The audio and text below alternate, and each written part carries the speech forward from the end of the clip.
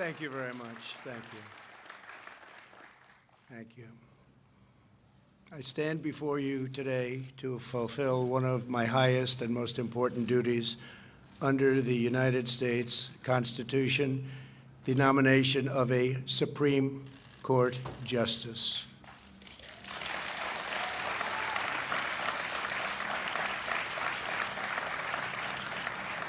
This is my third such nomination after Justice Gorsuch and Justice Kavanaugh, and it is a very proud moment indeed. Over the past week, our nation has mourned the loss of a true American legend. Justice Ruth Bader Ginsburg was a legal giant and a pioneer for women.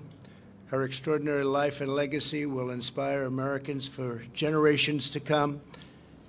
Now we gather in the Rose Garden to continue our never-ending task of ensuring equal justice and preserving the impartial rule of law.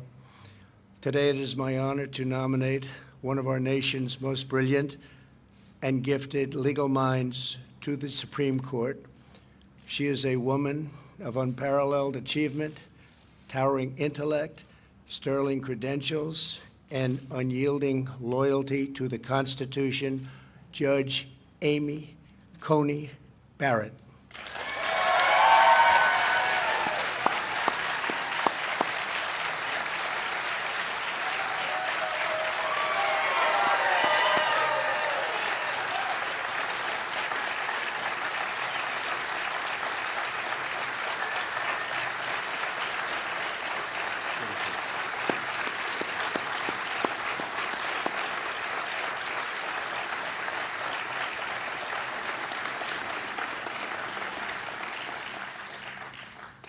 We're also joined by Amy's husband, Jesse. Thank you, Jesse, very much. And their 7 beautiful children. Congratulations to you all. Very special day. With us as well are the First Lady. Thank you, First Lady.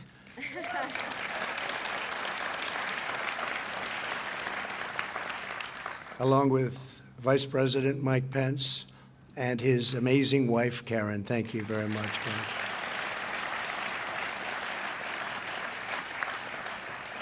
Judge Barrett is a graduate of Rhodes College and the University of Notre Dame Law School. At Notre Dame, she earned a full academic scholarship, served as the executive editor of the Law Review, graduated first in her class, and received the law school's award for the best record of scholarship and achievement. Upon graduation, she became a clerk for Judge Lawrence Silberman on the U.S. Court of Appeals for the District of Columbia. Amy then received one of the highest honors a young lawyer could have, serving as a clerk on the Supreme Court for Justice Antonin Scalia. A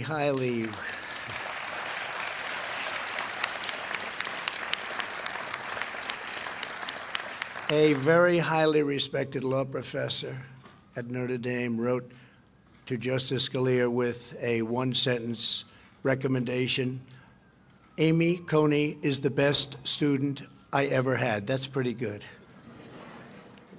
Justice Scalia hired her shortly thereafter, and we are honored to have his wonderful wife, Maureen.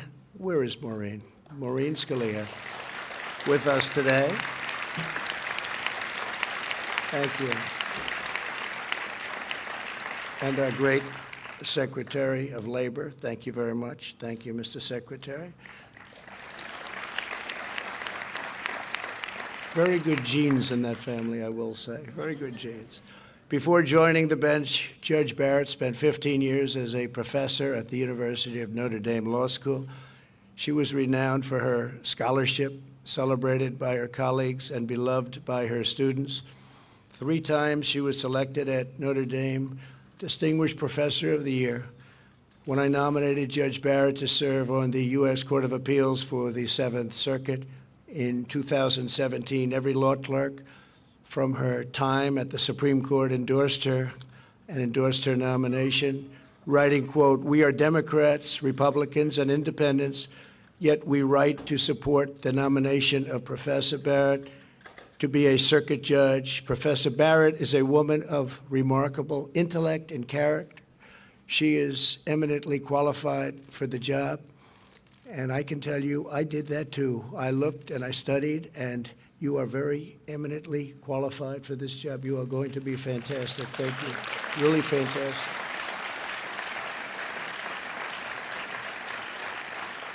The entire Notre Dame law facility and faculty, everybody at that school also, we got so many letters, also wrote letters of support of Amy's nomination to the Seventh Circuit. They wrote, in effect, despite our differences, we unanimously agree that our constitutional system depends upon an independent judiciary staffed by talented people, devoted to the fair and impartial administration of the rule of law, and we unanimously agree that Amy is such a person. For the last 3 years, Judge Barrett has served with immense distinction on the federal bench. Amy is more than a stellar scholar and judge. She's also a profoundly devoted mother. Her family is a core part of who Amy is.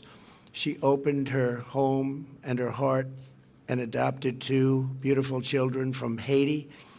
Her incredible bond with her youngest child, a son with Down syndrome, is a true inspiration. If confirmed, Justice Barrett will make history as the first mother of school-age children ever to serve on the U.S. Supreme Court. That's good.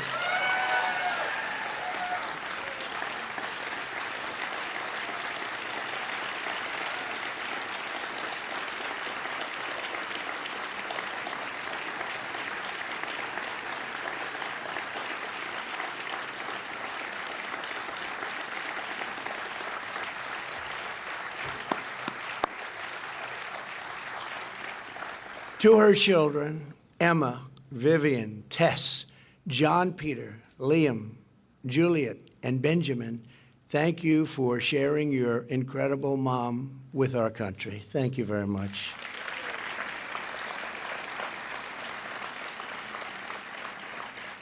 Amy Coney Barrett will decide cases based on the text of the Constitution as written. As Amy has said, being a judge takes courage. You are not there to decide cases as you may prefer. You are there to do your duty and to follow the law wherever it may take you. That is exactly what Judge Barrett will do on the U.S. Supreme Court. I want to thank the members of the Senate. We have so many of them here today. Thank you very much. I see you in the audience, and you're so proud. But I want to thank you for your commitment and to providing a fair and timely hearing. I know it will be that. Judge Barrett was confirmed to the Circuit Court 3 years ago by a bipartisan vote. Her qualifications are unsurpassed, and her record is beyond reproach. This should be a straightforward and prompt confirmation. Should be very easy. Good luck. It's going to be very quick. I'm sure it'll be extremely non-controversial. We said that the last time, didn't we? Well, thank you all very much, and thank you for being here. That's really great. Thank you. Thank you. I further urge all members of the other side of the aisle to provide Judge Barrett with the respectful and dignified hearing that she deserves, and frankly, that our country deserves.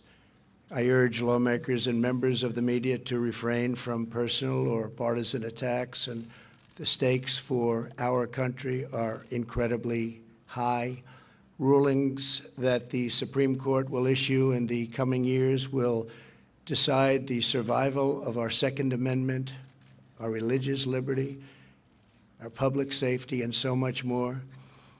To maintain security, liberty, and prosperity, we must preserve our priceless heritage of a nation of laws, and there is no one better to do that than Amy Coney Barrett. Law and order is the foundation of the American system of justice. No matter the issue, no matter the case before her, I am supremely confident that Judge Barrett will issue rulings based solely upon a fair reading of the law. She will defend the sacred principle of equal justice for citizens of every race, color, religion, and creed. Congratulations again to Judge Barrett. I know that you will make our country very, very proud. Please, Amy, say a few words. Thank you very much. Congratulations. Congratulations.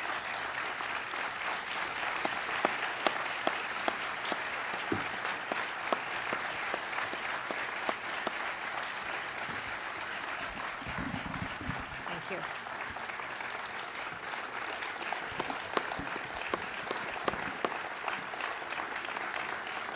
Thank you very much, Mr. President. I am deeply honored by the confidence that you have placed in me.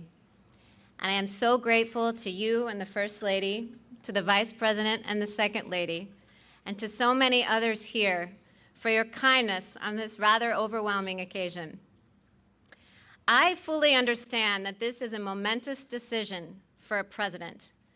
And if the Senate does me the honor of confirming me, I pledge to discharge the responsibilities of this job to the very best of my ability. I love the United States, and I love the United States Constitution. I am truly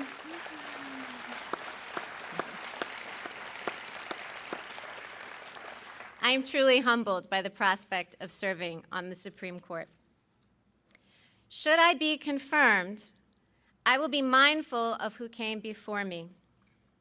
The flag of the United States is still flying at half-staff in memory of Justice Ruth Bader Ginsburg to mark the end of a great American life. Justice Ginsburg began her career at a time when women were not welcome in the legal profession. But she not only broke glass ceilings, she smashed them. For that, she has won the admiration of women across the country and indeed all over the world. Yes.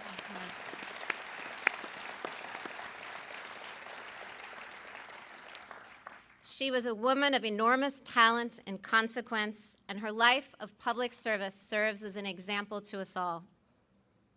Particularly poignant to me was her long and deep friendship with Justice Antonin Scalia, my own mentor. Justices Scalia and Ginsburg disagreed fiercely in print without rancor in person. Their ability to maintain a warm and rich friendship, despite their differences, even inspired an opera. These two great Americans demonstrated that arguments, even about matters of great consequence, need not destroy affection.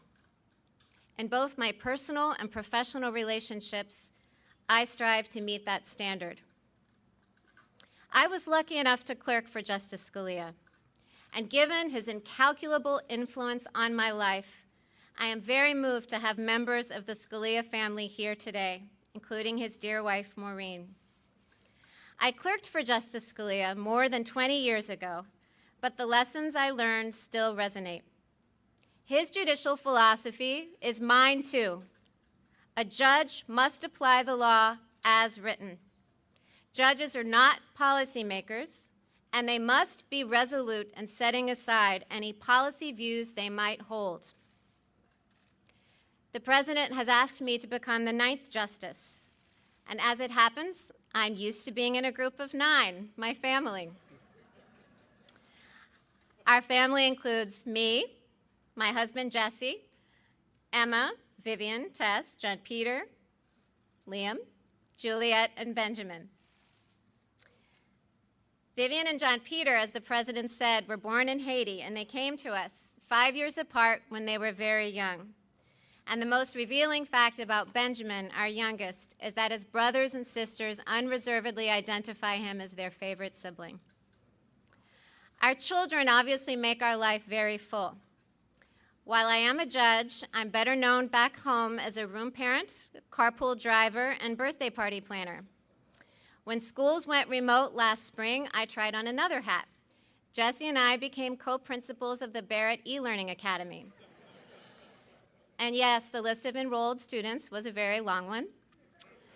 Our children are my greatest joy, even though they deprive me of any reasonable amount of sleep.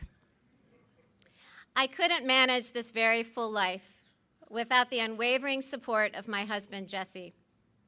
At the start of our marriage, I imagined that we would run our household as partners.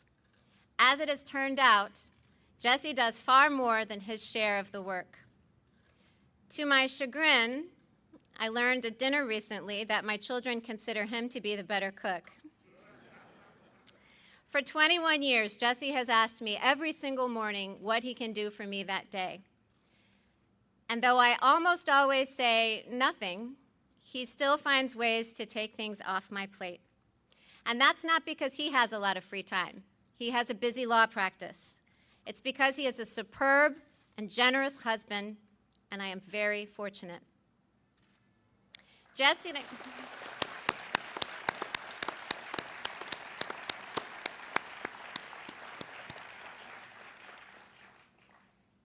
and I have a life full of relationships, not only with our children, but with siblings, friends, and fearless babysitters, one of whom is with us today. I am particularly grateful to my parents, Mike and Linda Coney. I have spent the bulk of my adulthood as a Midwesterner, but I grew up in their New Orleans home. And as my brother and sisters can also attest, Mom and Dad's generosity extends not only to us, but to more people than any of us could count. They are an inspiration. It is important at a moment like this to acknowledge family and friends. But this evening, I also want to acknowledge you, my fellow Americans. The President has nominated me to serve on the United States Supreme Court, and that institution belongs to all of us. If confirmed, I would not assume that role for the sake of those in my own circle, and certainly not for my own sake. I would assume this role to serve you. I would discharge the judicial oath, which requires me to administer justice without respect to persons, do equal right to the poor and rich, and faithfully and impartially discharge my duties under the United States Constitution. I have no illusions that the road ahead of me will be easy, either for the short term or the long haul. I never imagined that I would find myself in this position. But now that I am, I assure you that I will meet the challenge with both humility and courage. Members of the United States Senate, I look forward to working with you during the confirmation process, and I will do my very best to demonstrate that I am worthy of your support. Thank you.